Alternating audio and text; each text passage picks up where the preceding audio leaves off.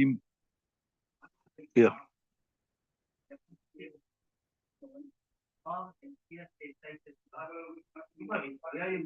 Okay, Bismillahirrahmanirrahim. Nahmaduhu wa nusalli ala Rasulil Kareem. So we're discussing the chapter of making masa upon the leather khuf. I told you before we terminate the lesson, must remind me, I want to discuss the new contemporary socks we have. So we were discussing the time frame. We know for a person, a resident, it is 24 hours, and for a travel it is 72 hours. So that is pretty simple. But the only the masa comes about now. If, for example, a person's position changes, he was a resident and then he started traveling, right?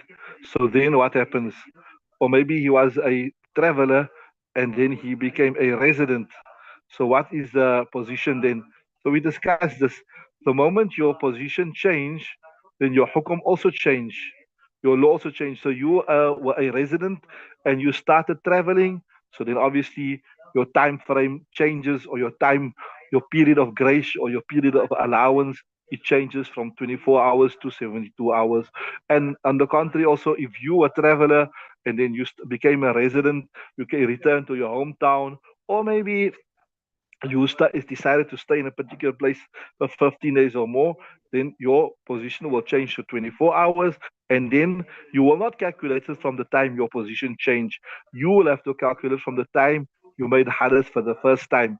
So if you were a traveler and then you started to become a muqim, so then now you'll say from the time you made hadith, you will have to count 24 hours, and the 24 hours is up.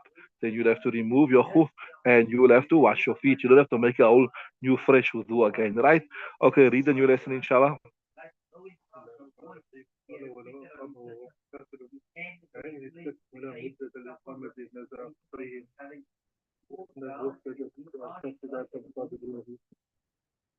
Okay, Bismillah ar-Rahman ar-Rahim.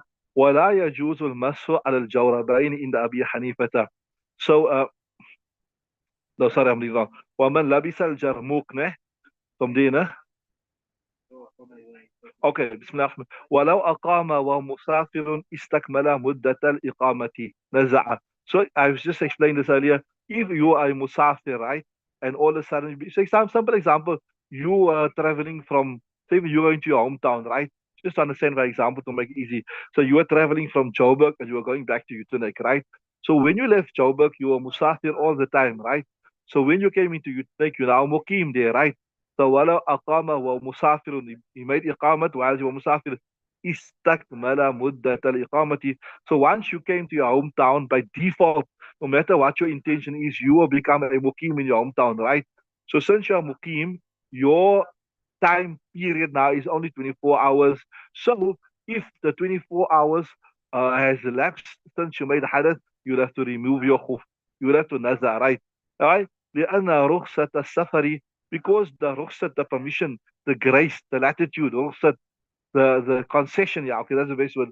لأن رخصة السفر, the concession of travel, لا تبقى بدونه, will not remain without travel. You will only have that concession, even though you started your journey as a musafir, but the moment your journey terminated, that concession of travel is lapses now. So now you're back to the default position, which is 24 hours. So if your 24 hours has lapsed, you'll have to remove it. But وَإِن لَمْ يَسْتَكْمِلْ, but say for instance, from the time you made hadith, 24 hours is not completed as yet. 24 hours is not completed. Then you've got the grace, you've got the latitude to carry and complete the 24 hours, right? وَإِن لَمْ يَسْتَكْمِلْ أَتَمَّهَا, you can complete the 24 hours. لأن هذه, because this is مدة الإقامة, the time of a resident, and you are a resident, وَمُقِيمٌ, so you will be bound by that time. Right? Okay, read the next one.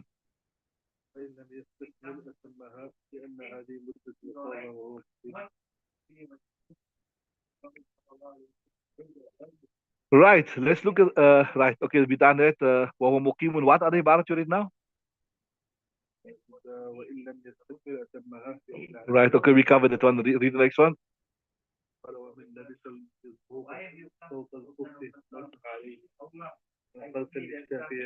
خلافا.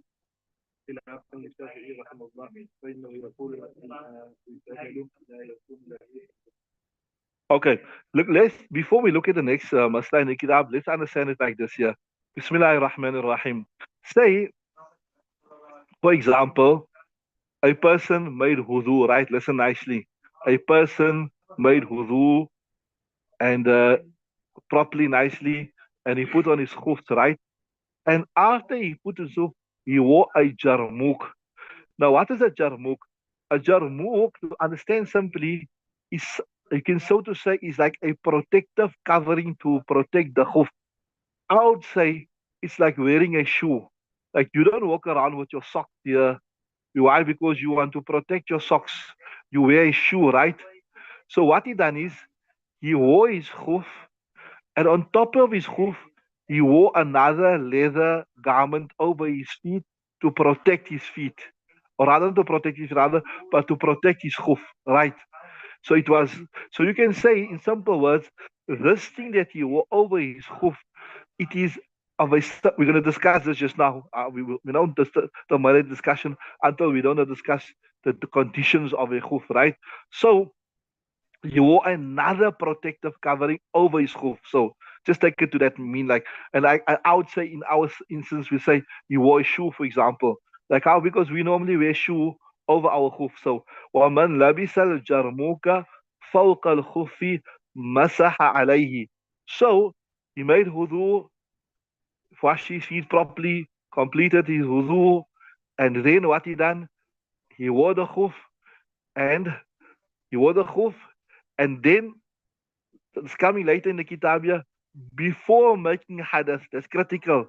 Before making before making wudu, he wore another protective covering, and I would say even it will be a shoe on top of that, right? So we'll say masaha alay. So when his wudu eventually break, he can even make masa over that. Like we get this. You have this boots, this army boots, leather boots, etc., etc. Something. Karen khilafan is Shafi. So Imam Shafi say no, you can't do that. Why?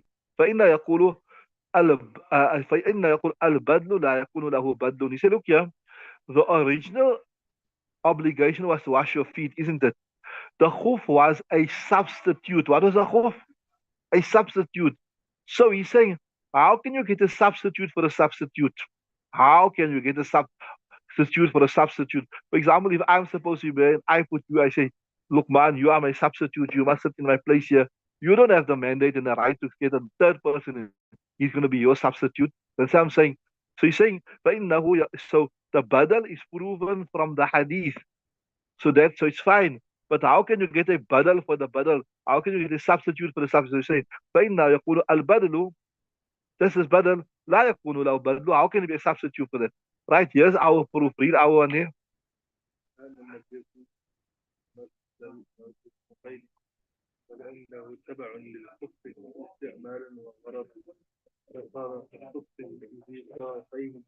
Right. Okay, stop there. So firstly, remember Sahib Hidayah, he always gives a naqli dalil proof. He gives a textual evidence from the Quran, from the Hadith. So he starts with the textual evidence. He said, "Wala Bismillah ar-Rahman, walana for our proof, anna Nabiya sallallahu alaihi wasallam masah al jarmuqaini." First proof is Nabi sallallahu alaihi wasallam made masah on his jarmuq. I told you in take jarmuq here to mean sock, which is a protective covering for the khuf, right? He made masa upon the jarmuk, right? Now that is the naqli dalil, the textual evidence. What is the aqli dalil? ولأنه تبع للخف استعمالا وغرضا. Say, look here, listen nicely. The jarmuk, it is, you can say tab'un, you can translate it as the jarmuk.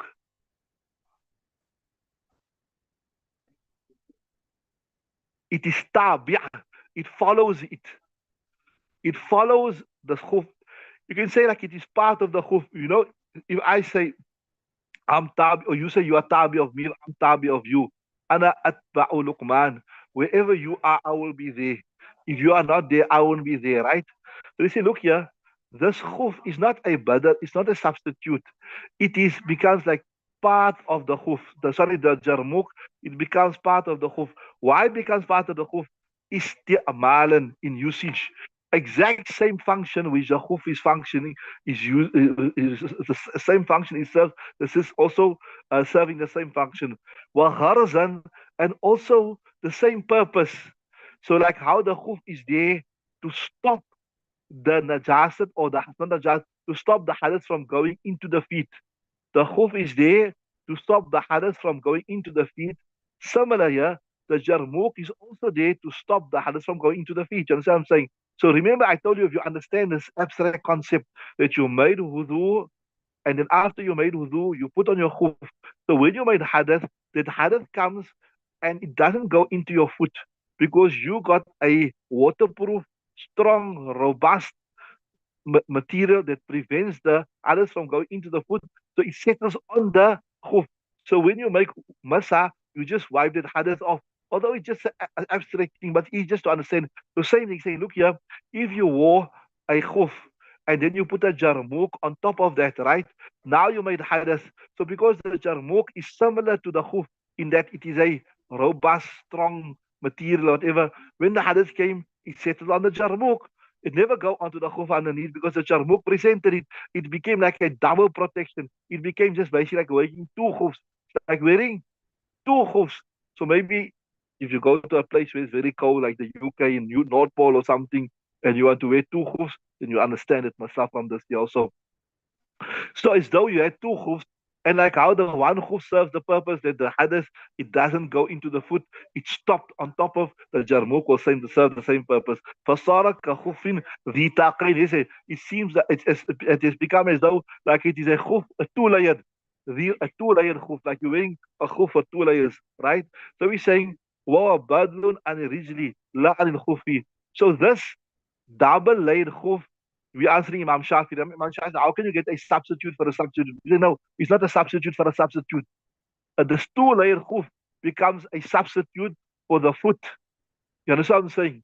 So the khuf and the jarmuk joined it together, it becomes.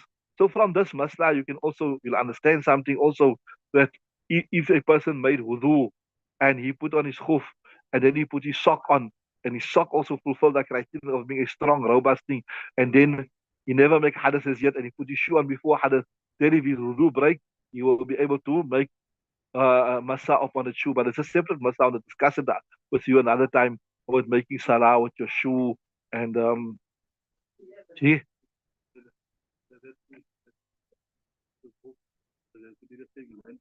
It must cover also, yeah. It must cover that area, right? Come again, Ma? Yes, yes. So if it's of the same durable material, it should be fine also. It must cover the ankle in it. Yeah. So see there. So you see, فَصَارَ كَخُفٍ ذِي تَقَيْنِ. So وَوَبَدْلٌ عَنِ الرِّجْلِ. So it is the two khufs together becomes a substitute for the foot. بخلاف see I told you بخلاف ما إذا حدث إذا ما لبس الجرموك بعد ما أحدث. Contrary to where he wears the jarmuk after he made the hadith. Right, I told you, look at I explained the scenario already. One is you wore the khuf and then you made the hadith, your wudu broke. Now you wore the jarmuk after that. Now you wore the jarmuk after that. Now you want to make masah. No, why? Because when you made the hadith, what happened? The hadith was settled onto the khuf. So by you making masah on the jarmuk, you're not making masah, you're not wiping away the hadith from the khuf. You only wiping it away from the jarmuk. And the hadith is not on jarmuk. The hadith is on the khuf, right? لأن الحدث, because the hadith حل بالخف, it already settled upon the khuf before you went to the jarmuk. فلا يتحول إلى غيره. So you can't say no, the hadith moved from the khuf and it came onto the jarmuk, and now you just have to make masa of the jarmuk. No, it's there, right? So ولو كان الجرموك من كرباس لا يجوز المسح عليه. So here I was telling you, remember I told you the jarmuk, it must also have the qualities of a khuf, which is tough, durable material, because that is the thing that stops the hadith from going into the feet, right? So if the jarmuk Mirkir Basin was from message here.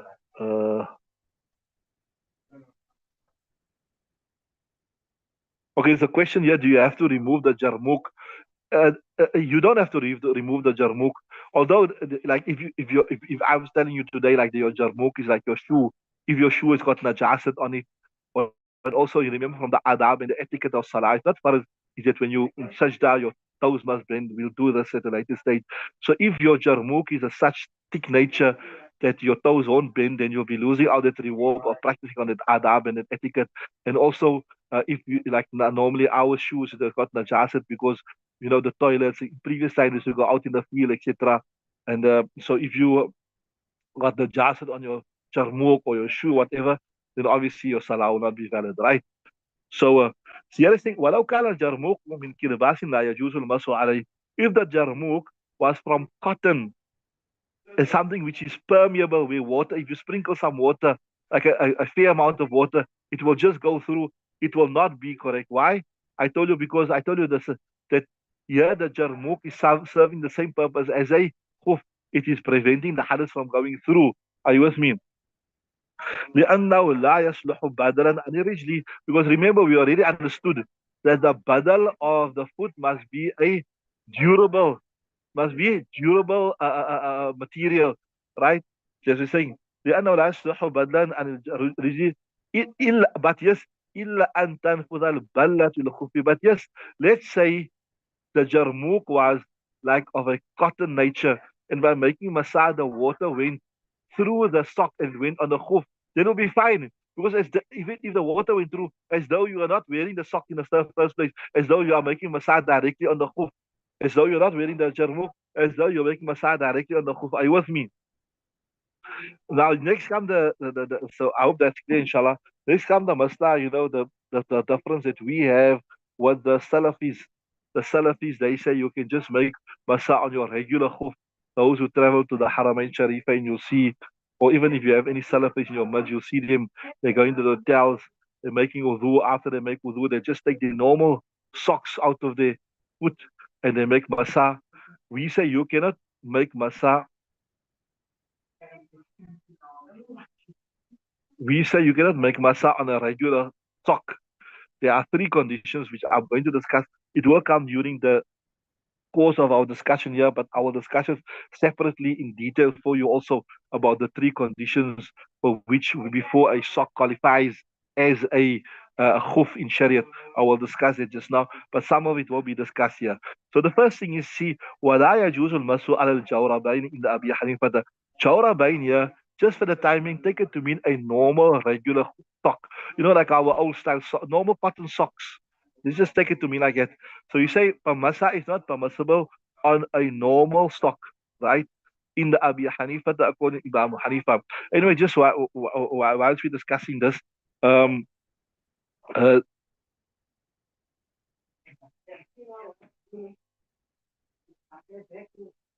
um, there's one of the teachers by Madrasa Talimuddin. He was 2 years of head of us, Mufti Zakaria Magda. He married also Mufti Saab's daughter. When he was when we went for Umrah, we met him there. He wrote a whole book supporting these three conditions to say that the conditions we mentioned, and the reason he brought the book to Medina, he wanted to meet Sheikh Awama. Sheikh Awama is one of the foremost scholars of Hadith today. He wanted like Sheikh Awama to guide him on how to set out the book and to write a foreword or anything. So the conditions we're gonna mention here, inshallah, it has been proven from the Hadith, and there are books to be written on it to show why we say you can't make masa on a regular sock. You can only make masa on a khuf, a leather khuf, right? So that we will discuss a bit more about that. But for the moment, just here, Imam Hanifa says, وَلَا يَجُوزُ الْمَسُ عَلَى الْجَوْرَبَيْنِ إِلَّا Abi Hanifa, that it's not permissible to make masa on you can translate this like this, if you want to, on a regular sock according to Imam Abu Hanifa. إِلَّا أَن يَكُونَ مُجَلَّدَيْنِ أَوْ مُنَعَّلَيْنِ, unless the regular sock has got leather soles. So the same fabric that is used to make a khuf, if you've got it sewn underneath the foot, right? Mujalladaini, or on top of the foot. So like this here, underneath here, you got leather soles, and on top you got, oh yeah, this is called uppers. Isn't it called uppers?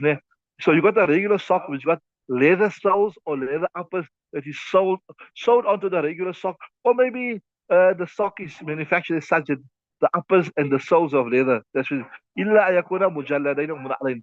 وقال يجوز إذا كان ثخينين لا يشفان.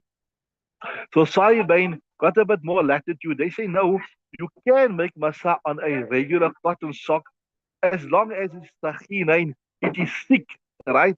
And la yashifani, water does not go through it. You can say like that.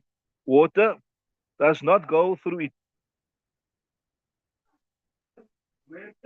So like something similar maybe to your sock there. And he said, why? Lima ruya, because of what has been narrated. Anna Nabiya sallallahu masah ala jawrabaini, that Nabi sallallahu made masah on his jawrabain, right? So this is a proof. And he said, وَلِأَنَّهُ يُمْكِنُ الْمَشْيُ فِيهِ إِذَا كَانَ ثَقِيلًا. Now remember, for the time being, just remember this year. We say from amongst the conditions, although this is Sahibain's opinion, but or the fatwa we say from amongst the condition to make a masa upon a khuf is that you must be able to walk about 3 Islamic miles, right, with the sock before it perishes. Before it perishes. So yeah, so that's Imam Hanifa's call also. So Sahibain saying, look here, a thick cotton sock, a thick cotton sock where the water simply won't permeate it. You can also make masa on it. Why? ولأنه يمكن المشي, walking is possible in it إذا كان ثخينا, when it is thick, and وهو أن يتمسك على الساق من غير أن يربط بشيء فأشبه الخفة. And here in this ibarat, which also Sahibah is trying to make the case, but what is making the case for permissibility for a thick sock? We learn the second condition of a khuf. The second, I told you, the first condition of a khuf is what? You must be able to walk about 3 Islamic miles without perishing. The second condition here is that it must be able to stand up on its own without being elasticized or without being tied up. Now if you take your khuf and you put it up to without putting your foot in it, and you make it to stand like that. If it stands up like that, stands up on its own, then that follows that condition. Now your regular sock, look here, your regular sock, like here's my sock here. Is the shin part, can it stand up on its own? Doesn't. See, it falls down. Kahud, but it falls down. But if I had a leather sock here, I'll show you that thing stands up on its own. What it does. So they're saying, so Sayyid is still building their case, and he's saying, so we done 2 conditions. وَأَنْ يَتَمَسَّكَ عَلَى السَّاقِ مِنْ غَيْرِ أَنْ يَرْبُطَ بِهِ. For the time being, I want you just to accept here, we're talking about the leather sock. I'm going to discuss afterwards, inshallah, before we wrap up the discussion, I want to discuss, this new type of sock, this new durable material, plastic, rubber. We'll discuss that. But for the moment, just understand what he's saying in the kitab, right? So Sayyid is saying, look here, the 2 conditions that are found or in the normal khuf, they also found, Johannes, you can walk with a thick sock. That's the one condition. The second thing he's saying is that, well, it stands up on its own, min ghayri an yarbuta bi shay'in, without being tied. They're saying, فَأَشْبَهَ الْخُفَّ. So he say, look here, this thick sock, it resembles a normal sock in these 2 things. Sorry, it resembles a khuf. So like how you're allowed to make masa on a khuf, you're also supposed to make masa on this, right? So Imam Hanifa doesn't agree with him. وَلَا أَنَّهُ لَيْسَ فِي مَعْنَى الْخُفِّ. Imam Hanifa says, look here, you say it resembles in these 2 aspects, but it does not resemble a khuf. A khuf is a thick, like waterproofish material. When you say waterproof, doesn't mean if you put your foot in the water, water won't come in. In order for it to be like that, it has to be like a watertight thing. Just what I mean is like if you throw some water on, the water won't simply permeate and go through it. So we say, وَلَا أَنَّهُ لَيْسَ فِي مَعْنَى الْخُفِّ. That this, a thick sock, is not like a khuf. لأنه لا يمكن مواظبة المشي فيه, because muadha means continuous walking is not possible in it. A normal thick sock of cotton or wool, it will perish after a very short while, right? إلا إذا كان منعلا, and except if it has a leather sole so to the bottom. Remember, we said إلا يكون منعلين. Then وهو محمل الحديث. Then we say, here's our answer to the hadith he quoted. Remember, Imam Shafi said, yeah, it took here, or sorry, Imam Shafi Sahih said that Nabi Sallallahu made masa upon thick socks. Where is it? إلا يكون. Yeah, lima ruya anna Nabi Masala ala jawrabayhi. Nabi made masal in his socks. We say no. Here they saying he made masal in socks, but that socks that he had was it was munal. It had leather at the bottom, right? Right. وعنه أنه رجع إلى قولهما, and also narrated upon that that he retracted إلى قولهما to the opinion of Imam Sahibain وعليه الفتوى, and the fatwa is upon there. So it does not have to be of a rubber leather nature. If a cloth, a wool, whatever, it fulfills the conditions that you can walk with it, it stands up on its own, etc. It has the three conditions, then you can also make masa upon it. But anyway, time is up. We'll build upon this and expand upon this again tomorrow, inshallah. But